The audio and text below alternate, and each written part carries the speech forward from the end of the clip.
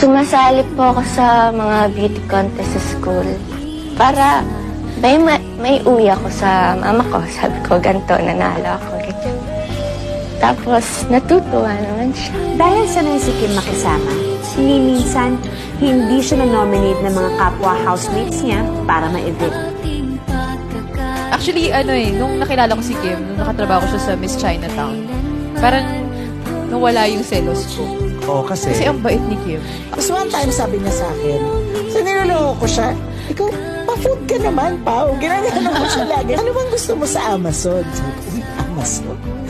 Amazon? Tapos na nag-taping kami minsan, nung dumating, dala-dala niya, as in naka-box. So, ang dami niyang in-order. Ayoko ng mistiso, pero mukha kasi siyang bad boy. Mukhang bad boy, pero sa totoo lang, good boy siya. He's a good boyfriend, so good father. Tsaka ano siya, marespeto sa babae. Yun ang masasabi ko. One of the few who would join us for lunch, for breakfast, for dinner. Baba ng sasakyan, binabati ang crew, binabati ang crowd control, ang utility man. Napaka down-to-earth na bata, mapait. Matutuwa kapag nagtatagumpay yung ganung tao. Kaya ako sobrang saya ko na nagtatagumpay yung Paolo. Kimi, so donation mo. Alam ko, nakatago pangalan niya, pero alam kong nag-donate siya, kaya maraming Anything for a good cause. Maraming salamat, Kimi. Isang ate ko nurse, pero natigil niya, kaya ngayon pinaaral ko din siya ng pagiging stewardess, so flight attendant na siya ngayon. Yung isang kuya ko naman, business management. Yung isa ko namang kapatid, pilot. Yun yung medyo mabigat. Pero at least, nakapagpalipad na siya ng airplane ngayon.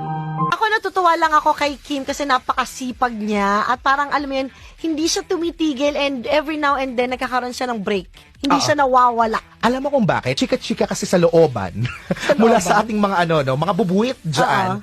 Maagaan daw kasing katrabaho si Kim. Oo, halata naman. Ganun kasi sa ganun kasi sa sa showbiz na parang kunyari maganda yung pakikitungo mo sa mga nakapaligid sa iyo, sa staff, sa crew, ganyan.